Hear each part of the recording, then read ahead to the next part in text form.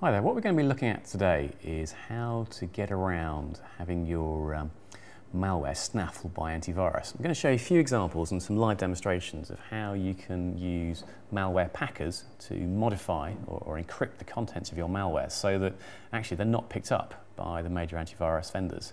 So what I've done here, I'm using the VirusTotal API, using a little Python script that's been published to do this.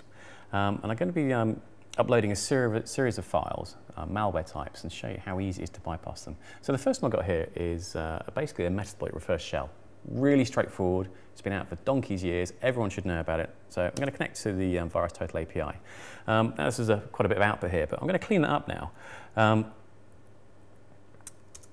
got a straightforward cleaner that just dumps the information into a database and then summarizes it here for me. So as you can see here, straightforward Metasploit reverse shell.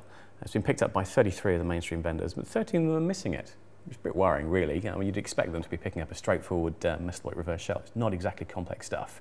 I'm going to make it a little bit more difficult now. So we're now going to look at using a malware packer. This one's called Empress. It's available freely on the internet. Go and find it yourselves. Be a little bit careful that way you're downloading it from. And we're now going to pack our sample. So straightforward reverse shell. Let's have a look at the database entry this time. So we cleaned it up, and what do we see? We now see that instead of 33, we've now got 10 more antivirus products don't detect our malware because we packed it with a freeware piece of software. So it's not detected by 23, so the detection rate is now down to 50%. So that's good. That means if we're trying to get some malware into an organization, we've got a much better chance. Let's try a little bit harder though. We're going to make it a bit tougher for the antivirus now. I'm going to show you using a slightly different one. This one is Hyperion. Very cool malware packer that was published last year.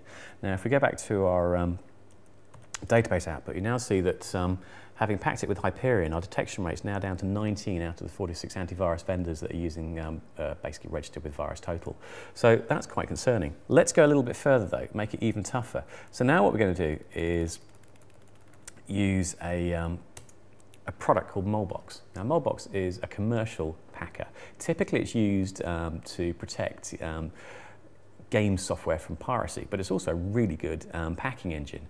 So if we now go back and look at our database, we'll see we're now down to just 10 out of the 46 vendors are detecting our malware. We haven't spent any great significant money. We spent a few bucks on a license for Molebox here, but a few bucks, and we're now past most of the mainstream antivirus vendors. So there's a lot of big names there that really should be doing a bit better.